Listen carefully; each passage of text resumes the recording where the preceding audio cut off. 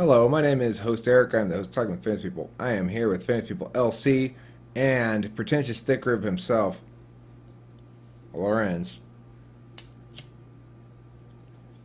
And I thought tonight would be fun to make a series of videos that just did a simple thing. Go over each of the 16 types and talk about who they are, what they are like, attributes they're likely to have, variations in the type, various things like that. And I decided to start with ISFP, my exact opposite type. Well, yeah, more or less. So, whereas they lead with an introverted judging function, FI, and they follow that up with extroverted sensing, and they follow that up with uh, introverted intuition, then they follow that up with extroverted thinking. So they have the opposite four dominant functions as the ENTP, although not in the same order. But at any rate, this personality type, the ISFP, is often referred to as some sort of artist name. Like, they're thought as being artistic, creative, quiet, in the moment kind of people.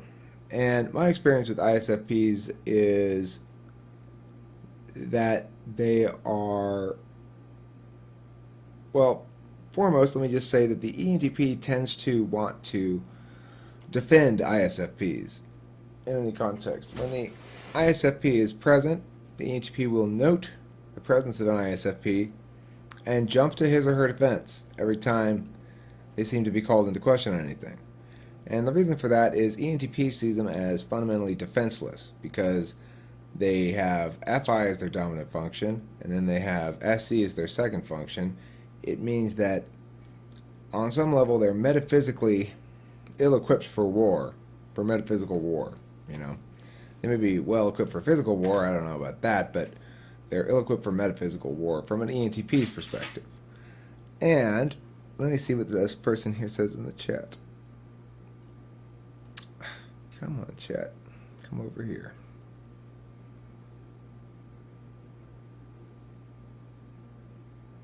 And I'm making it bigger. So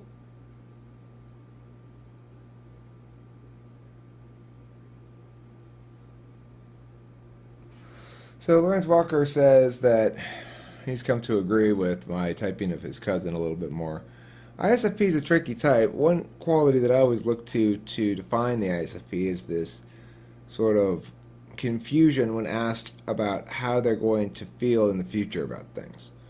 Uh, Not just difficulty answering the question, but a sense that they'd never thought of the question before. That it surprised them to consider that such a question would be ever asked or could exist. And I think the reason for that is because with FI, which is a very in the moment kind of judging function, you know exactly your judgment on something in no uncertain terms. That, what was the question being asked again? Well, the question being asked was, how do you think you'll feel about things in 3 or 4 years? And what the things are could be dependent. So let's say somebody said they're talking about being interested in, I don't know, model planes or something. And you ask them, well, how do you think you'll feel about that in 3 or 4 years?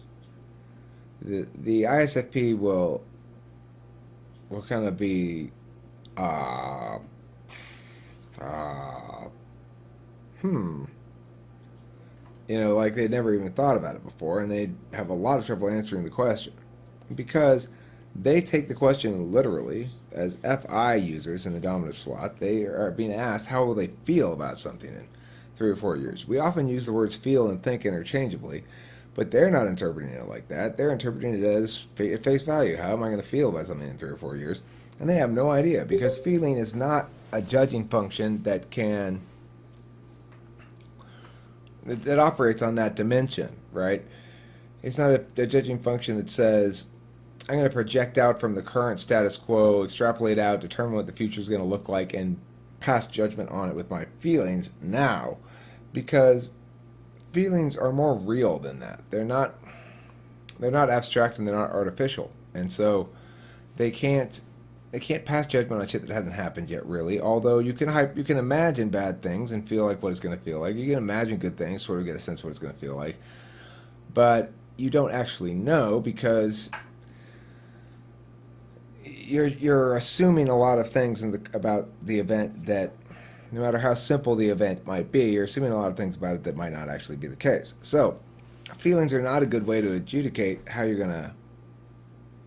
what your position on something is going to be down the road, and ISFPs know this, and so they don't even ever really bother asking themselves the question because it's so obviously true to them that they can't anticipate how they're going to feel about the future. Other types, though, who are a little bit more distant from their own feelings, don't get this, and they think, oh, well, how am I going to feel about it? Well, I'm going to feel the same way about it as I do now. What they mean is like what I'm going to think about it. It's a different interpretation of the word feel in that sense.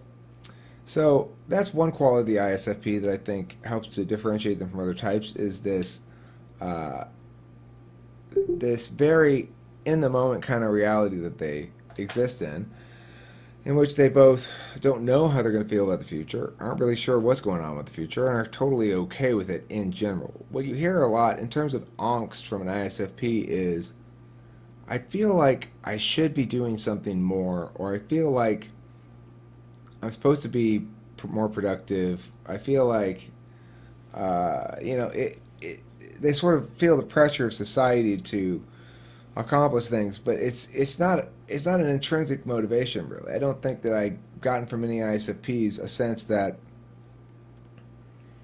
they would find anything dissatisfying about a simple life of massages, pleasures, relationships with good emotions, and things like that. They don't seem to be particularly concerned about existential issues, right? They don't. They're not.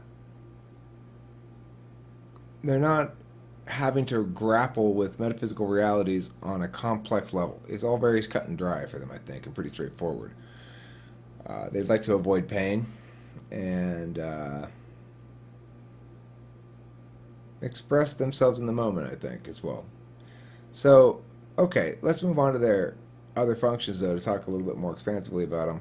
Unless anybody else wants to chime in here at this moment. Because of the present or past, not future. Because feeling equals present or past, not future. Right. Well, feeling can be about the future, right? But it's a lot of there's a lot of assumptions that go into it. Like, okay, well, how am I going to feel when my debaters win the national championship? Well, obviously, I'm going to feel great, but there's a lot of other contextual things involved there. You don't know exactly what else is going to be going on in that moment and how much that's going to impact your feelings about this one event. One assumes when one hypothesizes about the future and one's feelings that that the status quo context remains the same and the event can be evaluated kind of in isolation. You can isolate it from the rest of your life. But, of course, it doesn't really work like that. And I think ISFPs have an intuitive understanding of that, so much so that they don't even really quite understand the question that I'm asking about how they'll feel about the future because they get how intuitively wrong the question is, even though they might not be able to explain that to me exactly. So,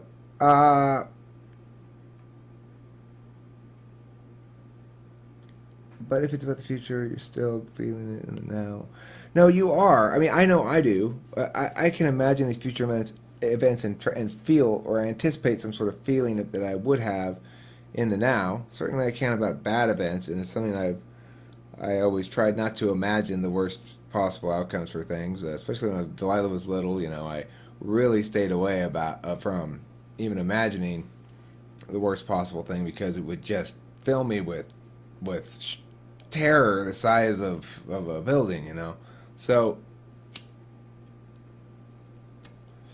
definitely you feel the emotions in the moment, but I think my point is that they understand that it's not actually predictive because it's contextually specific.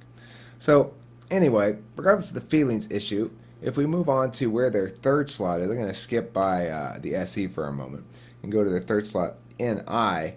They've got introverted intuition as their MBTI role function, which for me, I understand that that it means you can become quite effective at it, and it's where you have to get the hang of to fulfill your potential, you might say.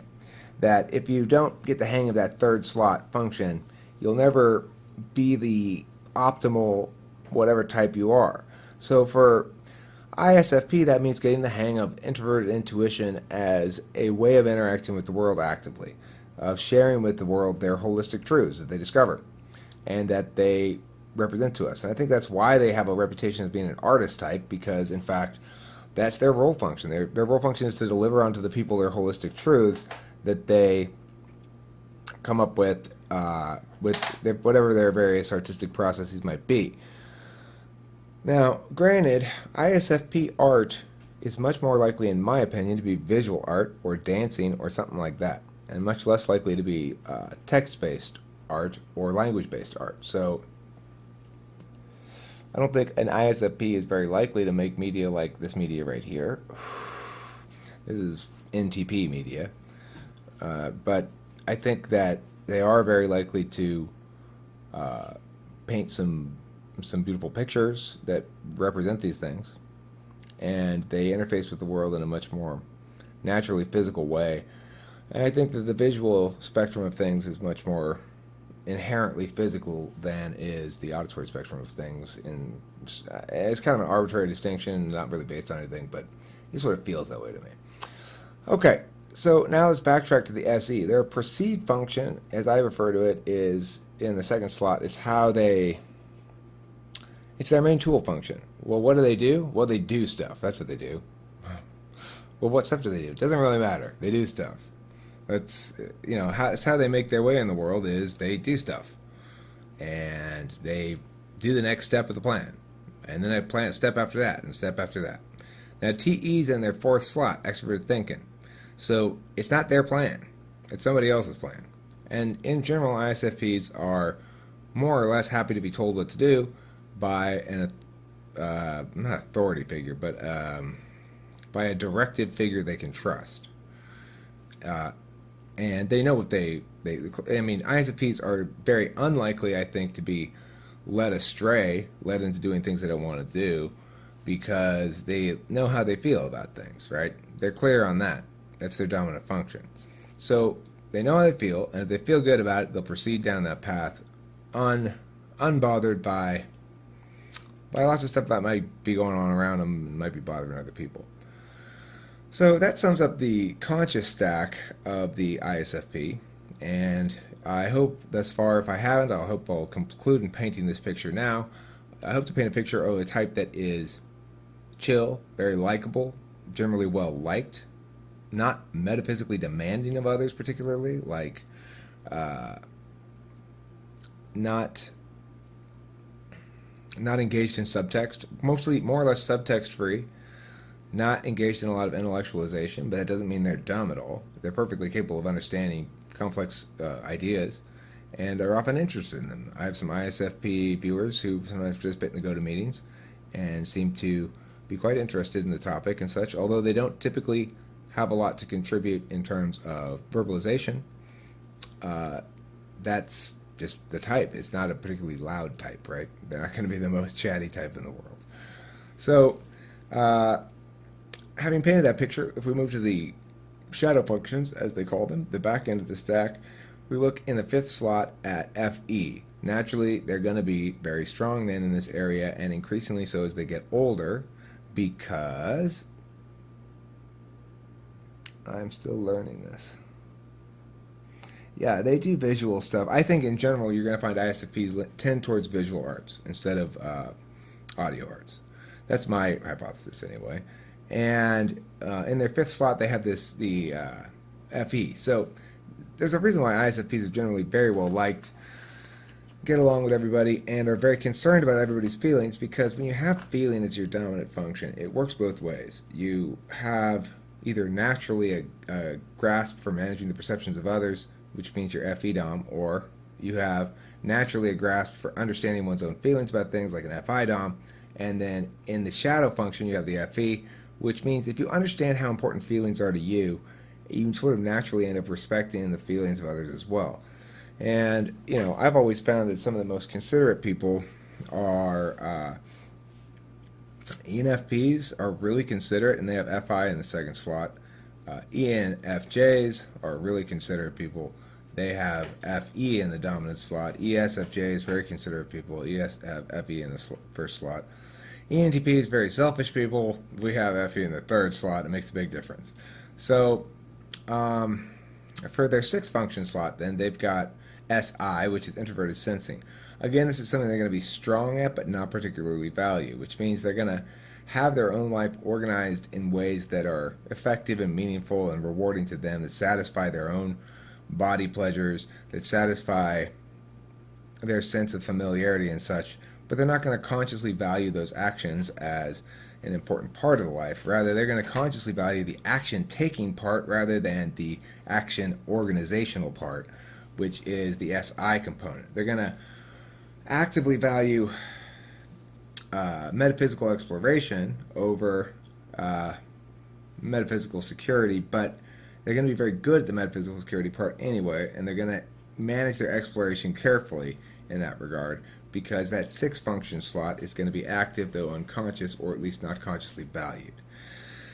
Now let's get to their weakest part, which is extroverted intuition. Their seventh function slot is going to be extroverted intuition, and that means they are going to be very bad at coming up with lots of different possibilities. They're just as I'm bad at my own feelings and at recognizing them most of the time. Most of the time, they're looking for holistic truths as the way out of the situation. Their role function, the way they interact with the world, is NI. So it's not something they're particularly strong at, but something they're learning to get the hang of so that they can successfully interface with the world through their role function, according to MBTI anyway. And I like this model a lot. So in that regard, they naturally have to do the most work to get to NI. NE is least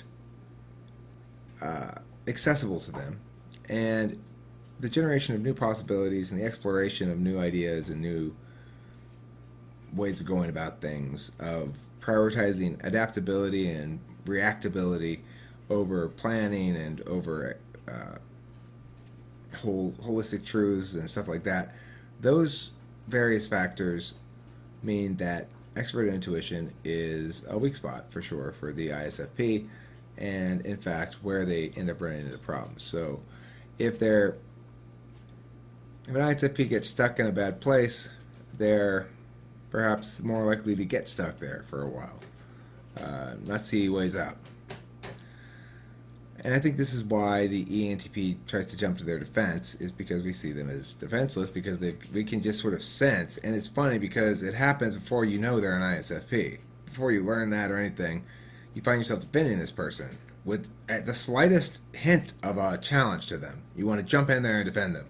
It's because they have no NE. And we can just sort of sense the fact that they've got no idea about, there's like 50 million possible ways to attack what this person's saying, and they can't see any of them.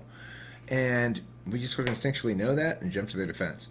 And I'm happy to do it too. It's like I just have this desire to defend and fight on behalf of ISFPs. I don't know why. Okay, so, well, like I said, why. But that's not a great explanation, but it's the one I got.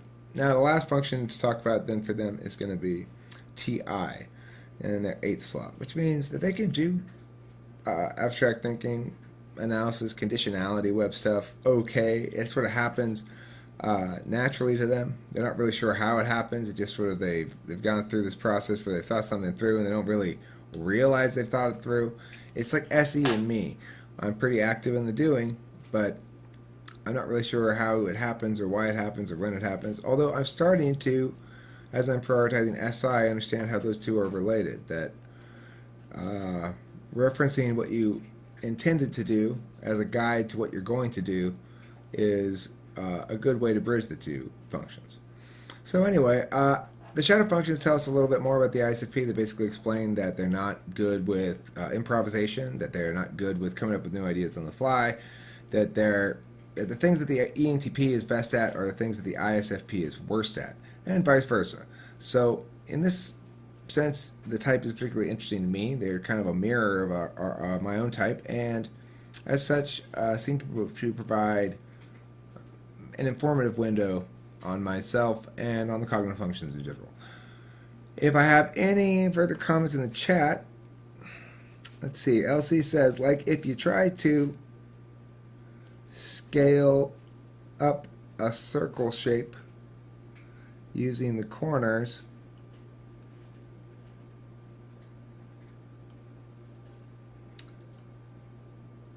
so shadow is like the mirror of the main function parts that sort of go through the other side and affect the main function.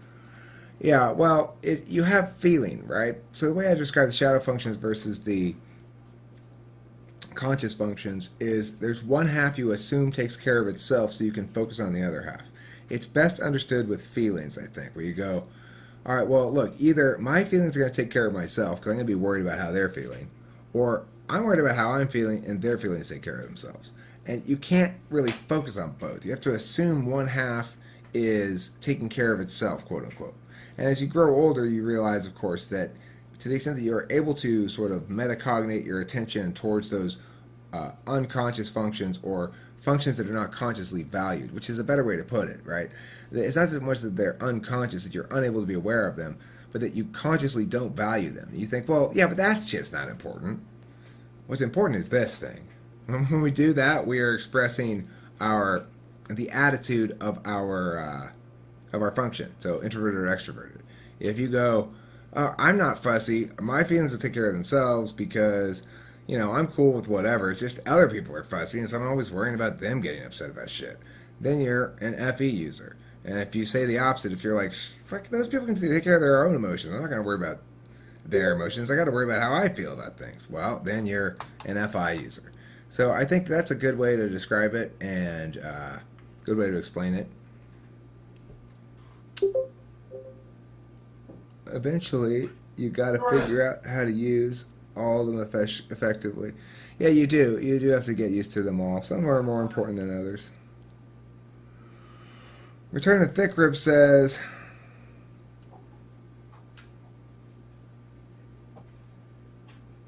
yeah, there it is. Okay, well, that brings this episode to a close. As we welcome some new guests, we'll start a new episode. That was a nice, clean episode. I'm not going to have to edit that. I think it's going to go straight up. I want to thank Laura Carpenter for being an active participant, and also Pretentious Thick Rib Returns for being an active participant in this video by the chat. You're welcome to join and do the same thing. You don't have to talk or be on a microphone if you don't want it. Thanks for watching, and don't forget to eat plenty of cheese.